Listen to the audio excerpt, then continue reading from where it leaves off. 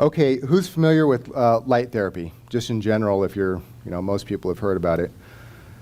So my experience with it goes back about maybe 20 years. In about 1999, one of my longtime friends and mentors, Roger Estes, who was a Qigong master, he was a inventor of many things in many different fields, and Roger Estes, and working with a medical doctor, Charles T. McGee, he's retired out in, actually in Hayden, he's probably about a 5-minute drive from here.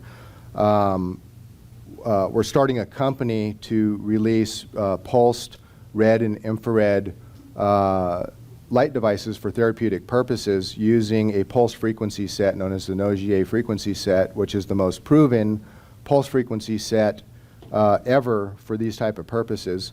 And it was that year that I was introduced to John Bedini because one of their attorneys got them in touch with somebody who was an electrical engineer in Idaho, and it was John who first kind of looked at the possibility of manufacturing these things for us. We didn't, and worked on different projects and stuff. And so from that time, we were the first ones to release those products intended for people where they had only been used since the 80s only by holistic vets and people kind of behind the scenes. Part of it is because different claims and stuff could be made for animals where they can't be made for people. And so that's why there's this big holistic vet type connection to a lot of the light therapy devices over the years. So I'm just going to kind of touch on the history of light therapy, talk about lasers versus LEDs, this specific frequency set for a very specific reason. Chi Energy was the name of the company that they put together where we were manufacturing and distributing pulsed light devices for therapeutic purposes and a few other modalities, devices and stuff we're selling in conjunction for a kind of a whole system that was put together. A little bit about how light therapy works. Life Force Energy Network System, I call it lens. You polish your lens so you can really get that light really coherent and moving through your meridian system, which is not theoretical, it's quantified. That meridian system is in your body, is mapped out in the acupuncture maps. Indisputably, it's there. What's going through it, there's a little bit more question right there.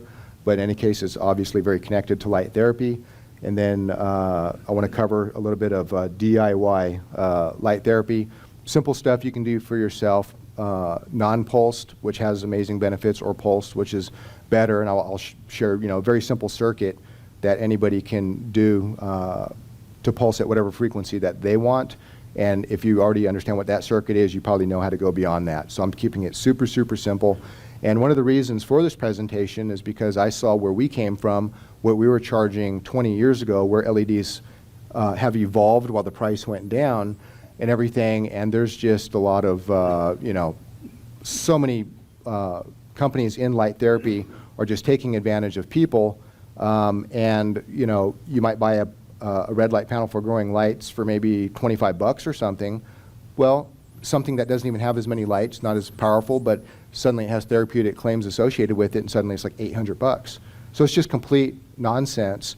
And what my goal is to get this information out so people can either do it themselves and make stuff available that just undercuts all these companies ripping people off, because it's pretty sick and wrong.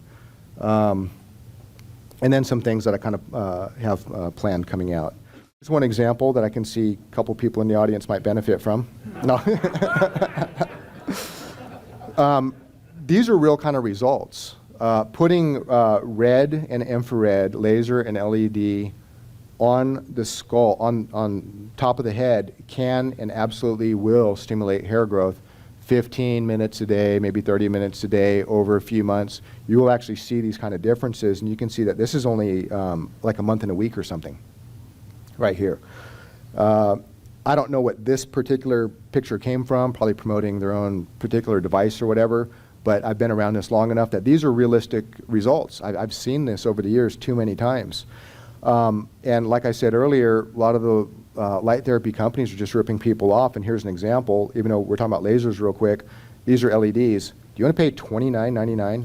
3,000 flipping dollars for a cap with red LEDs in there, which probably costs them $20 or something to manufacture, you know, by the thousands over in China through Alibaba or something, and 3,800, 600. So you can see that it just gets obscene, right? This is completely vulgar and obscene in every way, shape, and form.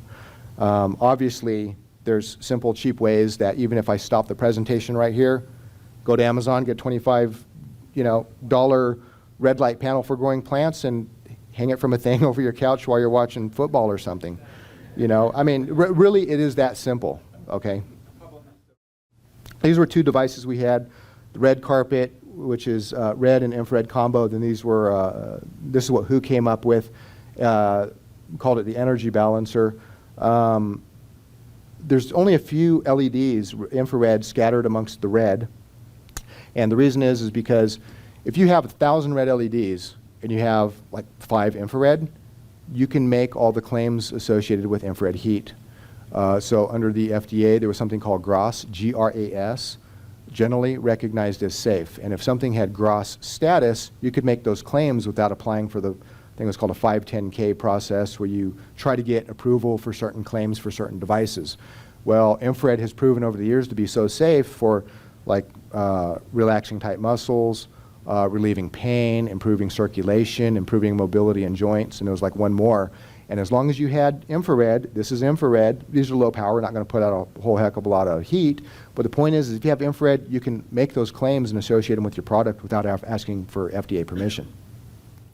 Skin and collagen. So red light has a little bit deeper penetration, and these fibroblasts are, and all this collagen process is like reconstructing the rebar that's kind of holding up all the structure and everything on how, when this integrity starts to break down, you start to get wrinkled skin and all this kind of stuff, more dehydrated.